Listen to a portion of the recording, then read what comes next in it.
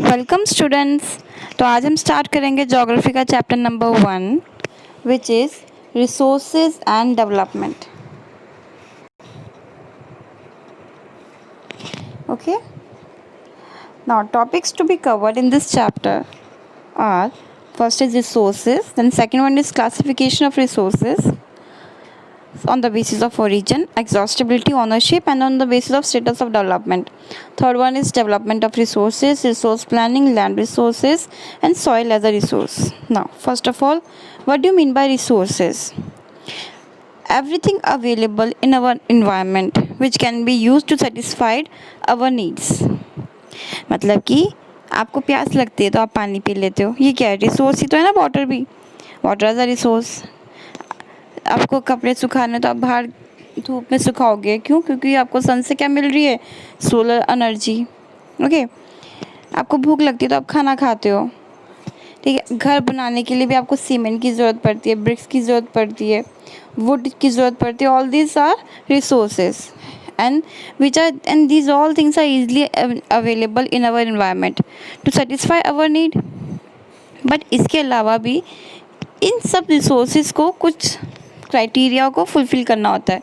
तो क्या है? This resources must be technologically accessible. Means इन रिसोर्सेज को एक्सट्रैक्ट करने के लिए हमारे पास टेक्नोलॉजी अवेलेबल होनी चाहिए। Okay, then second thing is economically feasible. Economically feasible means कि अगर मान लो हमें पता है कि एक पर्टिकुलर प्लेस में फॉर एग्ज़ाम्पल हमें गोल्ड एक्सट्रैक्ट करना है, ठीक है। अब वहाँ पर गोल्ड एक्सट्रैक्शन के लिए हमने उसमें इनपुट डाला है 5 lakhs का, और हमें आउटपुट मिल रहा है सिर्फ 50,000 का। तो ये इकोनॉमिकल फीजिबल तो है ही नहीं, क्योंकि फ़ायदे का सौदा तो नहीं हो रहा है इसके अंदर। तो रिसोर्स के एक्सट्रैक्शन के बाद it must be economically feasible. And the last one is culturally acceptable. ऐसा रिसोर्स जो किसी भी कल्चर को कोई भी हानि ना पहुंचाए। दूसरी बात कि हमने रिसोर्स एक्सट्रैक्ट कर लिया बट वो यूज़ में नहीं आया तो क्या फ़ायदा? So these are the 3 criteria. First one is technologically accessible, economically feasible, and culturally acceptable. It can be termed as resources.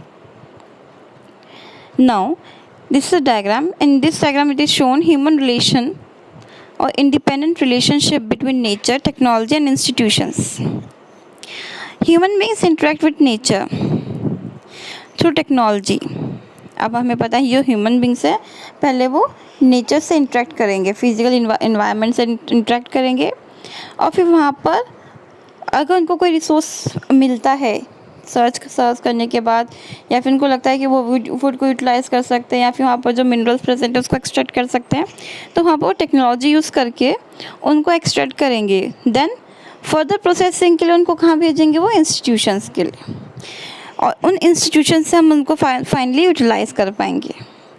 So human beings interact with nature through technology and create institutions to accelerate their economic development. क्योंकि institution से उनको क्या मिलेगा?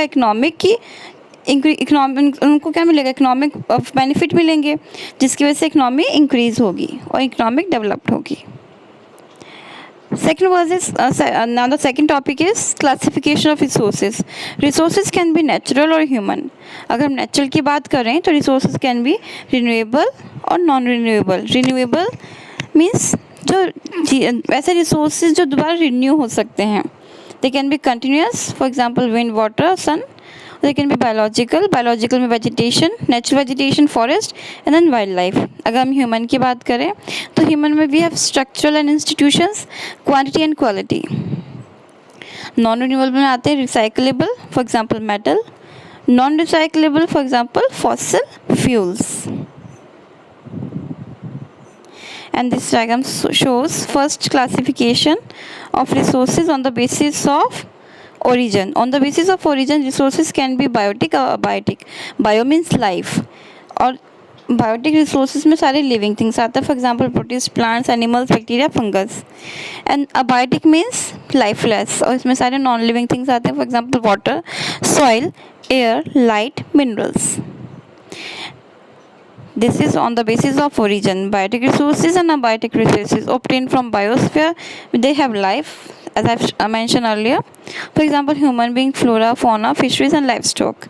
A biotic resource is composed of non-living things. For example, rocks and metals. ये आपकी dividing the environment, biotic and abiotic factors. Okay. And then next is on the basis of exhaustibility. On the basis of exhaustibility, resources can be renewable and non-renewable. Renewable resources which can be renewed. For example, हम water का example लेते हैं. ठीक है, आपको पता है water cycle क्या होता है कि जैसे सी में क्या होता है, इवेपोरेशन होती है. इवेपोरेशन से वाटर वेपर्स डेवलप होते हैं. वाटर वेपर्स जब ऊपर जाते हैं तो वो कूल डाउन होते हैं और जिसकी वजह से कंडेंसेशन होती है और प्रेसिपिटेशन होती है फाइनली. और जो रेन के फॉर्म पे दोबारा वाटर सी में सर्कुलेट जाता है. तो इस तरह से हम कह सकते हैं कि water is renewing itself and that's the reason it is known as renewable resource.